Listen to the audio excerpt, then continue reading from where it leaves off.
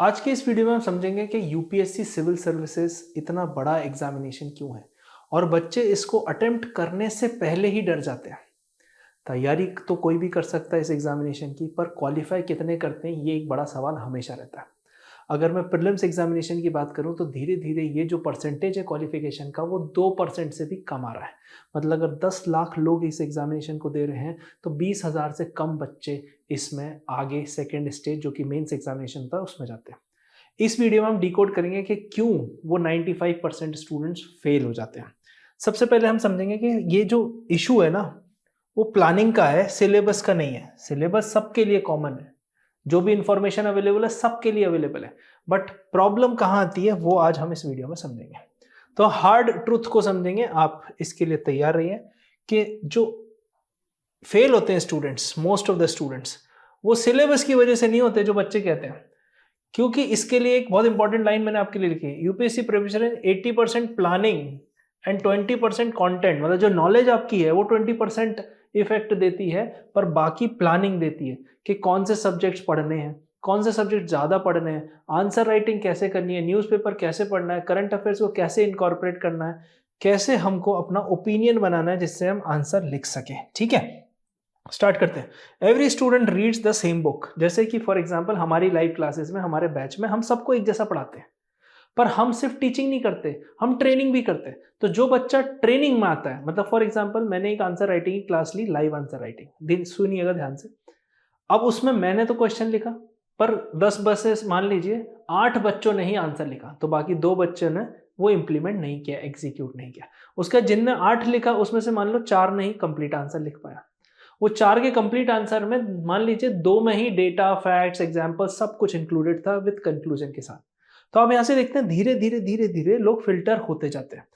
तो सबके पास book same है ना, बट फिर भी रिजल्ट डिफरेंट आता है और मैसिवली डिफरेंट आता है। मतलब बहुत ज्यादा डिफरेंस आता है रिजल्ट में। क्या उसका रीजन है? Top 5% don't have more knowledge, they have better system. मतलब वो एक सिस्टम बनाते हैं, जैसे कि फॉर एग्जांपल 5 दिन मुझे पढ़ना है और 2 दिन मुझे रिवीजन या टेस्ट के लिए रखने हैं। तो 5 दिन जो पढ़ेंगे वो इन 2 में कवर करना है, फिर अगले 5 दिन का शुरू करेंगे। तो Monday to Friday and Saturday Sunday different strategy लगती है। ये सिस्टम है। आने वाली स्लाइड्स में मैं आपको पूरा सिस्टम एक्सप्लेन करने वाला हूं। मेजॉरिटी स्टूडेंट क्यों फेल होते हैं? उनको क्लैरिटी नहीं होती कि करना क्या है, पढ़ना क्या है, कैसे करना है, ये सारी चीजें। इनके पास टाइम टेबल नहीं होता, कोई टाइम टेबल नहीं होता, और होता भी है तो वो टाइम टेबल फॉलो नहीं कर पाते। रीजन, वो अपनी कैपेसिटी को बिना जज करे टाइम टेबल बना देते हैं, और टाइम टेबल इतना कठिन, इतना रिजिड हो जाता है कि उसको फॉलो नहीं कर पाते 2-3 दिन के बाद। और फिर जब वो फॉलो नहीं होता तो डिमोटिवेशन होता है और फिर टाइम टेबल एक तरफ हो जाता है। तीसरा है नो रिवीजन साइकिल। वो सिर्फ पढ़ते जाते हैं, मतलब वो आगे बढ़ रहे हैं, पेंसिल की लाइन आगे खींचते जा रहे हैं और पीछे से इरेजर से वो मिटती जा रही है। तो टाइम के साथ जब आगे पढ़ते जाएंगे और पीछे की साइकिल मिटती जाएगी, तो आप कहीं ना कहीं जब आप एग्जाम पे पहुंचेंगे तो आपका पीछे का सब कुछ भूल चुके होंगे। फिर है नो क्वेश्चन प्रैक्टिस। अब जब आप रीड करते हैं ना तो वो पैसिव होता है, पैसिव रीडिंग। आपने पढ़ लिया, आपने दिमाग में घुसा नहीं घुसा, ठीक है आपने पढ़ लिया, आपको कहानी समझ में। पर जब आप पेपर लिखते हैं ना, आंसर लिखेंगे या एमसीक्यू सॉल्व करेंगे, तो एक्टिव लर्निंग होती है वो। मतलब वो आपसे सवाल पूछता है और आपको दिमाग पे जोर देना होता है आंसर लिखने के लिए। ये है। और फिर सी सेट की स्ट्रैटेजी, जो कि प्रीलिम्स एग्जामिनेशन में अभी सबसे बड़ा प्रॉब्लम चल रहा है कि बच्चे सी सेट को इग्नोर करते हैं, जीएस में क्वालिफाई कर जाते हैं, पर सी सेट की वजह से प्रीलिम्स क्वालिफाई नहीं हो पाता। So UPSC is not about how much you read. मतलब यूपीएससी ये नहीं है कि कितना आप पढ़ सकते हो, it's about how organise your preparation is. कितनी अच्छे से ऑर्गेनाइज है आपकी प्रिपरेशन, ये इंपॉर्टेंट है। इस वीडियो में हम पूरा अच्छे समझेंगे। So preparation is not about starting strong, it's about staying structured. मतलब हमने जैसे क्रिकेट खेलते हैं, आपने देखा कि बैटिंग आई, शुरू में ओपनिंग पार्टनरशिप बहुत अच्छी रही, पर अचानक 2-3 विकेट गिर गए और टीम कोलैप्स हो गई। जनरली आप पाकिस्तान क्रिकेट टीम के बारे में ऐसा ही देखेंगे। उनकी शुरुआत अच्छी होती थी, 2023 के वर्ल्ड कप देख लो आप, जो 50 ओवर का हुआ था, जिसमें इंडिया वर्सेस पाकिस्तान अहमदाबाद में होता, अच्छी शुरुआत थी, अचानक से कोलैप्स हो गया। क्यों हो गया? क्योंकि शुरुआत तो अच्छी थी, पर उसके बाद कंसिस्टेंसी से वो स्ट्रक्चर्ड फॉर्मेट में नहीं चल पाए। ठीक है, स्टार्ट करते हैं। 7 common planning mistakes that students make. Why most student collapse before prelims and mains. आपने ज़रूर सुना होगा, आपके दिमाग में आता है, आपके दोस्त यार जो भी हैं आपके साथ प्रिपरेशन कर रहे हैं, आपने ज़रूर सुना होगा, ये अटेम्प्ट में ना तैयारी नहीं है, अगला देता हूँ, अगला अटेम्प्ट दूंगा ना शायद वो अच्छे से पढ़ के दूंगा। ये आप अप्रैल मई के बीच में आपको ये थॉट काफ़ी कॉलीग्स में देखने को मिलेगा। ये 7 कॉमन प्लानिंग मिस्टेक्स हैं, आप चाहे तो इसका स्क्रीनशॉट ले सकते हैं, ठीक है। और इसके अलावा प्रीलिम्स निकालने में आपको कोई डिफिकल्टी आ रही ना, मेरा 3 आवर्स का सेशन है, full session, that is absolutely free, link is in the description, आप चाहो तो उसको रजिस्टर कर सकते हो, उसमें A to Z आपको क्लैरिटी मिल जाएगी।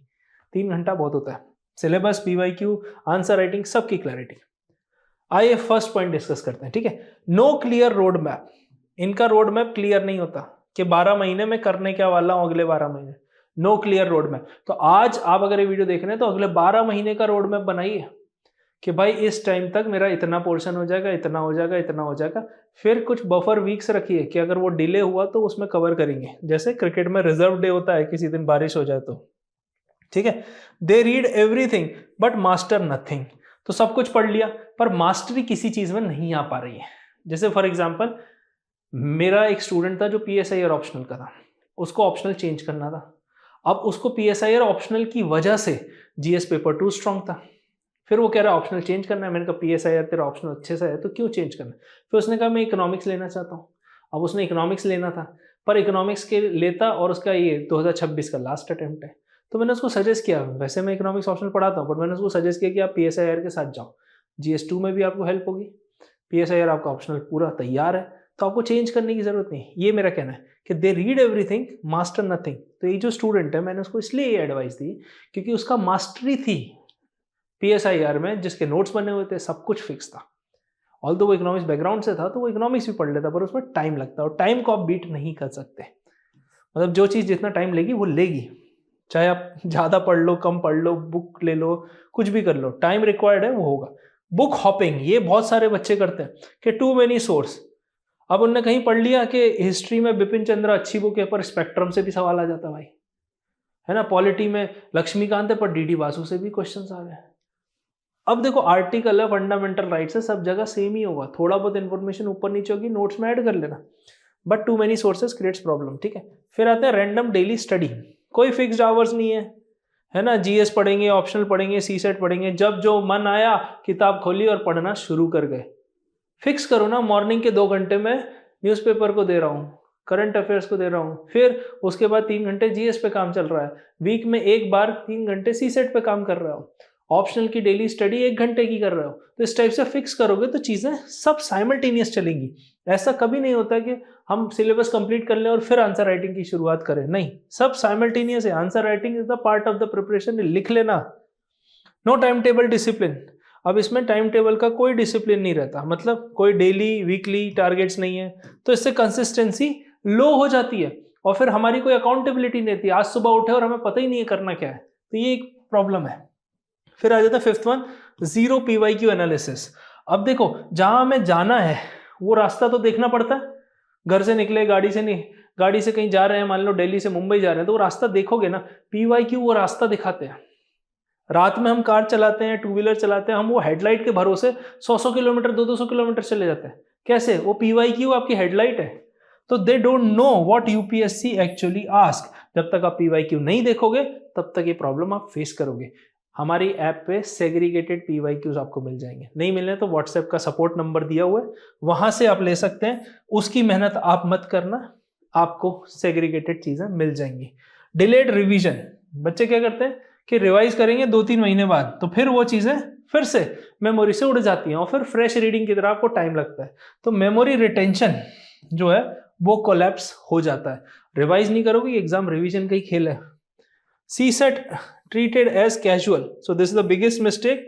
जितने भी प्रीलिम्स के फेलियर हो रहे हैं 2021 से, वो CSET की वजह से ही हो रहे हैं। सो न्यूज़पेपर रीडिंग कितनी इंपॉर्टेंट है। अगर आपने मेरा वो वीडियो नहीं देखा कि न्यूज़पेपर कैसे रीडिंग कॉम्प्रिहेंशन CSET में हेल्प करता है, तो वो आप जरूर इस वीडियो के बाद जाके देख लेना, ठीक है। How toppers plan 4 layer UPSC strategy. If you want you can take the screenshot of this. अब टॉपर्स डोंट स्टडी मोर, वो ज्यादा नहीं पढ़ते, दे स्टडी बेटर, ठीक है। मतलब मैं एक जगह से स्वदेशी मूवमेंट पढ़ूंगा, 50 जगह से स्वदेशी मूवमेंट सेम नहीं पढ़ूंगा, बल्कि एक ही बुक में 4-5 बार वो स्वदेशी मूवमेंट पढ़ूंगा, तो मेरे को सारे रीजन क्लियर हो जाएंगे कि लॉर्ड कर्जन का क्या रोल था, बंगाल डिवीजन का क्या रोल था, क्या उससे रिलेटेड 1907 का सूरत स्प्लिट भी था। तो ये सारी चीजें हमको समझनी होगी। ठीक है, सबसे पहले हम करते हैं लेयर 1 की बात। Layer 1 is yearly planning, 12 month का रोड मैप। पहले दिन फॉलो हो नहीं हो, पहले तो रोड मैप बनाना है, क्योंकि रोड मैप बनाओगे, जैसे याद है प्राइम मिनिस्टर मोदी हमारे काफी एम्बिशियस है, उन्होंने 400 प्लस का टारगेट बनाया था। 400 प्लस का टारगेट बनाने के बाद उनके 240 नंबर आए, तो उनने तो ऐसा नहीं बोला मेरी जिंदगी बर्बाद हो गई, मैं फेल हो गया, मेरा अब इस दुनिया में क्या काम है, मैं किसी को मुंह दिखाने लायक नहीं बचा। 2-3 घंटे वो शांति से बैठे और जो 240 सीटें आई उसको लेके उन्होंने अब जनता से बात की, जनता को थैंक यू बोला कि भाई वो आपने सपोर्ट किया और एक बार और फिर मौका दिया। अब सबसे बड़ी चीज पता है क्या है, जैसे मैं एक टीचर हूं, मेरे सामने 100 बच्चों की मान लो क्लासरूम में सीट है, अब उसमें से 20 बच्चे टाइम पे आए, तो जो 80 बच्चे टाइम पे नहीं आए ना, उनके बारे में 20 बच्चे सुनते हैं जो टाइम पे आए। तो मेरा ये कहना है कि जो चीज सही है, जो चीज सिस्टमेटिक है, उसको आपको ध्यान में रखना है और 12 मंथ का जो रोड मैप है ना वो बना लेना है, उसके बाद उसको एडजस्ट करते चलना है। तो अब की बार 400 पार नहीं हो पाया, इसका मतलब ये थोड़ा ना कि जिंदगी खत्म हो गई, अगले बार फिर ट्राई करेंगे, अगले बार हो सकता है 450 का एम हो। तो जब एम होगा तभी तो चीजें होंगी। रोड मैप जरूरी नहीं आप हमेशा फॉलो कर पाओ, रोड मैप को एडजस्ट करते चलो ना, फ्लेक्सिबिलिटी रखो। प्रीलिम्स मेंस इंटरव्यू की टाइमलाइन बनाओ, माइलस्टोन बनाओ सारे सब्जेक्ट का कि भाई मेरी ये लक्ष्मीकांत की बुक है, मुझे पढ़नी पढ़नी है। अब वो कितने महीने में पढ़नी, मेरा पर डे का एवरेज कितना है, मैं कितने पेजेस पढ़ पा रहा हूँ 1 घंटे में, फिर कितने घंटे दिन में पढ़ रहा हूँ, उतने घंटे पढ़ने के बाद मैं कितने दिनों में ये बुक कंप्लीट कर पाऊंगा। ये हो गया माइलस्टोन। ठीक है, फिर आ जाता है लेयर 2 में, जिसमें मंथली प्लानिंग में आपको पूरा डिवाइड करना है। सो थीम बेस्ड काम करना है कि भाई ये महीना है, नवंबर का महीना है, प्रीलिम्स की चीजें स्टार्ट करनी है, दिसंबर जनवरी से जैसे ही 2026 लगेगा चीजें बदल जाएंगी। तो इस हिसाब से थीम बेस्ड, इकोनॉमी मंथ हो गया, पॉलिटी मंथ हो गया, इस टाइप से मंथ बना दिया। छोटा सब्जेक्ट है, 2-3 ले सकते हो एक मंथ में। फिर एनसीईआरटी फिनिश करनी है, स्टैंडर्ड बुक्स बनानी है ना, मंथली न्यूज़पेपर पढ़ना है, करंट अफेयर्स का कंपाइलेशन करना है। हमारे पास एनसीईआरटी के जो स्टूडेंट्स हैं जो प्रिपरेशन की शुरुआत कर रहे हैं, उनके लिए एक एनसीईआरटी बैच है which is super affordable, link description में है और सपोर्ट नंबर भी है। आप एनसीईआरटी में अगर स्ट्रगल कर रहे हो तो आप एक बार उस बैच को जरूर चेकआउट करना। ठीक है, फिर लेयर 3 की बात कर लेते हैं कि वीकली प्लानिंग। जैसे कि संडे है, रिवीजन का दिन रखना है। मैंने आपको पहले ही समझाया कि 5 दिन की स्ट्रेटेजी बनाओ, मंडे टू फ्राइडे नया पढ़ना है, सैटरडे संडे रिवाइज करना है और टेस्ट देना है। ठीक है, फिर 4 to 5 जीएस के टॉपिक पर वीक ले लिया, एक फुल मॉक टेस्ट किया और एक सी सेट का प्रैक्टिस कर लिया। स्पेशली जब एग्जाम में 6 महीने बचे हो तब तो सी सेट जरूर करना है। फिर लेयर 4 की बात करते हैं, डेली प्लानिंग। तो आप देख रहे हो कैसे ईयरली, फिर मंथली, फिर वीकली और फिर डेली पे आ गए हैं। तो 3 से 4 घंटे जीएस को देना है, 1 घंटे ऑप्शनल को देना है, 1 घंटे करंट अफेयर्स और न्यूज़पेपर को देना है और 1 घंटे आंसर राइटिंग को देना है। इस तरह से आपकी पूरी रोड मैप और स्ट्रैटेजी बन जाएगा। ठीक है, इसी टॉपर निकलते हैं। कंसिस्टेंसी इज द की। Now 3 to 5 revision cycle rule, ये आपके गेम चेंजर हैं। आप जितने भी टॉपर इंटरव्यू देखोगे, हमारे टॉपर्स देखोगे, जितने भी चीजें हैं वो सब कहीं ना कहीं इससे हैं। ठीक है, लिंक्ड है। So revision is where rank 1 happens. क्या है revision? This is the key. Why revision is everything? 90% of what you read is forgotten within 72 hours. 3 दिन में आप पूरा भूल जाते हो जो भी आपने पढ़ा है। मुश्किल से 10 से 20% याद रहेगा कि हाँ ये पढ़ा था। UPSC demands precise recall under pressure. Exam hall में प्रेशर रहता है। अगर आप टेस्ट सीरीज एसी हॉल में बैठ के लिख रहे हो पर एग्जामिनेशन आपको गर्मी में देना है, कई कई जगह मॉनसून भी आता है, पेन भी स्लिप होता है, पसीना आता है, वो प्रेशर के टाइम आपको सोचना है। और कैसे? Precise recalling. रिवीजन साइकिल बताता हूँ। Same day, after 1 week, after 1 month, before prelims और mains and optional, exam week. ये रिवीजन साइकिल है। ठीक है, इस तरह से आप टॉपिक्स को डिवाइड करो। जैसे कोई टॉपिक है, डेली रिवीजन रिक्वायर्ड है, डेली रिवीजन 1 महीने तक कर लिया, अब आपको टॉपिक कॉन्क्रीट हो गया, तो फिर आप वीकली पे शिफ्ट हो जाओ। तो ये टॉपिक वाइज जाते हैं हमारी स्ट्रेंथ के हिसाब से। फिर आपको क्या करना है, 3R का फ्रेमवर्क बनाना है। जैसे 3R क्या है, read, revise, retain. Read, revise, retain.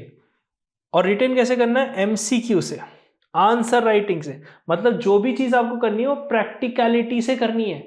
अगर आप वो प्रैक्टिकलिटी से नहीं कर रहे हो तो आपको प्रॉब्लम आएगी, ठीक है। फिर impact, your accuracy improves from 40 to 70%। ये हमने हमारे टेस्ट सीरीज के बच्चों में देखा है, ये इंप्रूवमेंट विजिबल है, क्योंकि हमसे बच्चों को पढ़ाते नहीं, हम उनको ट्रेन करते हैं। पढ़ाना क्या, मैंने पढ़ाया और मैं चला गया, आपको कितना आया डजंट मैटर। ट्रेनिंग मतलब ये मेरी जिम्मेदारी है कि जो मैंने पढ़ा है ना वो आपको आए और आप एग्जाम में लिख पाओ उन चीजों से रिलेटेड, नहीं तो कोई मतलब नहीं है ना पढ़ने का, ठीक है। Eliminates silly mistakes and negative marking. अब यहां समझना पड़ेगा नेगेटिव मार्किंग। मैंने एक वीडियो बनाया था जिसमें बताया था कि 60 क्वेश्चन जो प्रीलिम्स के हैं ना, जो सही कर रहे हैं वो मैटर नहीं करते। 30 क्वेश्चंस जो हमको छोड़ने हैं, जो हमको अटेम्प्ट नहीं करने हैं, जो हमसे गलती होने से बचाने हैं, वो कौन से हैं, वो इंपॉर्टेंट करते हैं, ठीक है। तो ये आपका इंपैक्ट होगा और ये विजिबल इंपैक्ट है। Why CSET ruins 60,000 aspirants every year. ये डेटा है, आप देखिएगा, टेंटेटिव डेटा है on the basis of survey. CSET is not just another paper, it's the real filter. क्योंकि देखो आप IAS ऑफिसर भी बन जाओ, मैथ्स, इंग्लिश, रीजनिंग, ये सब चीजें लगती है, चाहे आप कोई सा भी इशू हो, कोई सा भी डिपार्टमेंट हो। फैक्ट्स की बात करते हैं। Students clear GS paper 1 with 90+ marks but fail in CSET with 40 to 60 marks. 66 marks आपको मिनिमम लाने हैं, ये फैक्ट है। रीजन क्या है, ओवर कॉन्फिडेंट रहते हैं, हाँ पढ़ लेंगे CSET, थोड़े दिन पहले पढ़ लेंगे, क्वालिफाइंग ही तो है, क्या टेंशन लेनी इसमें। क्वांट रीजनिंग, हाँ मैंने पढ़ी है, इंजीनियरिंग में पढ़ी है, हाँ बैंक की एग्जाम की तैयारी करते थे पहले, उसमें पढ़ी है, तो वो मंथ्स तक आपने निग्लेक्ट कर दिया। फिर रीडिंग कॉम्प्रिहेंशन पैसेज अब बढ़ते जा रहे हैं, मतलब लॉन्गर होते जा रहे हैं और ट्रिकी होते जा रहे हैं। अब ऐसा नहीं है कि सीधे क्वेश्चन के आंसर आपको पैसेज में मिल जाए, नहीं, आपको इन्फ्रेंस ड्रॉ कराना पड़ता है। तो ये चीजें हैं जो कि आप मिस करते हैं। फिर analytical reasoning is the new filter. तो जब आप रीजनिंग देखते हो उसमें एनालिटिकल रीजनिंग है वो ज्यादा इंपॉर्टेंट रोल प्ले कर रही है आजकल, ठीक है। फिर इसके बाद देखते हैं solution. CSET every week from day 1, 20-30 mock test लगा लो, काफी है। फिर इसमें elimination method for reading comprehension, shortcut for quant, ये 2 चीजें आपके लिए बेनिफिट करेंगी। और फिर आप मिस्टेक्स को जो है वो कैट एस्पिरेंट की तरह एनालाइज करना पड़ेगा, कि कुछ कुछ क्वेश्चन हम देखेंगे अच्छे खासे लेवल से पूछे जाते हैं। ऑल्दो बोला जाता है कि 10th लेवल की मैथ्स आएगी, बट आपने भी पेपर देखा है। So prelims is not GS plus CSET, it's GS multiplied by CSET। तो दोनों जरूरी है, ठीक है। अब आ जाते हैं कि 6 मंथ का जो है रियलिस्टिक प्लान क्या है टू अवॉइड फेलियर, ठीक है। A serious aspirant 180 days success plan. आज से अगर देखें, मैं नवंबर में वीडियो बना रहा हूं तो आपके पास लगभग 6 महीने ही बचे हैं। दिसंबर, जनवरी, फरवरी, मार्च, अप्रैल और मई के एंड में तो एग्जाम है ही। तो यहाँ पे देखते हैं मंथ 1 में क्या करना है। NCERT plus foundation text books, both are important. Daily newspaper पढ़ना है, मैंने आपको बताया न्यूज़पेपर 3 तरीके से पढ़ना है। ये आपको करंट अफेयर्स की नॉलेज भी देता है, रिटेंशन में हेल्प करता है। दूसरा, आपको न्यूज़पेपर मदद करता है आंसर राइटिंग के फ्रेमवर्क में, इंट्रोडक्शन, बॉडी एंड कंक्लूजन। तीसरा, ये आपको रीडिंग कॉम्प्रिहेंशन में CSET में हेल्प करता है, स्पीड रीडिंग एंड अंडरस्टैंडिंग में, ठीक है। फिर है डेली 1 GS का आंसर लिखना है, ठीक है, क्योंकि सीधे आप प्रीलिम्स क्वालिफाई करके मेंस में जब जाओगे तो उतना टाइम रहेगा नहीं। फिर 2 CSET क्लासेस पर वीक ही आपको अटेंड करनी है, जो भी आपके वीक एरियाज। मंथ 3-4 में क्या करना है, GS की स्टैंडर्ड बुक्स को पढ़ना है, ऑप्शनल को सीरियसली स्टार्ट करना है, और 2 मॉक टेस्ट पर वीक लिखने ही लिखने हैं, और मंथली रिवीजन साइकिल बनानी है। अब ये 6 महीने ऑब्वियसली प्रिपरेशन के लिए कम होते हैं, ये मेनली रिवीजन के लिए है। तो 6 मंथ्स में आपको क्विकली चीज़ों को रिवाइज करना है जितना जल्दी हो सके, क्योंकि revision is the key. Last month full revision plus mock test. यहाँ पे आपको जितने टेस्ट दे सकते हो आप दो, पर माय डियर स्टूडेंट एक चीज़ का ध्यान रखना, सिर्फ टेस्ट देने से नहीं होता, उसका एनालिसिस बहुत ज़्यादा इंपॉर्टेंट है। 20-30 CSET के मार्क्स देना है, ठीक है। फुल फोकस करना है PYQ पे, लास्ट 10 ईयर्स ट्रेंड पे। सेग्रीगेटेड PYQ हमारी मोबाइल ऐप पे अवेलेबल है, ना मिला तो सपोर्ट नंबर नीचे है, आप उस पर मांग सकते हो, ठीक है। So plan your day, plan your week, plan your month and clear UPSC। Week by week, day by day, month by month अगर आप ये स्ट्रैटेजी क्लियर है तो आपको ये एग्जाम क्वालिफाई करने से कोई नहीं रोक सकता। फिर से आपको याद दिला दूं, 3 hours free workshop A to Z of UPSC, link is given in the description.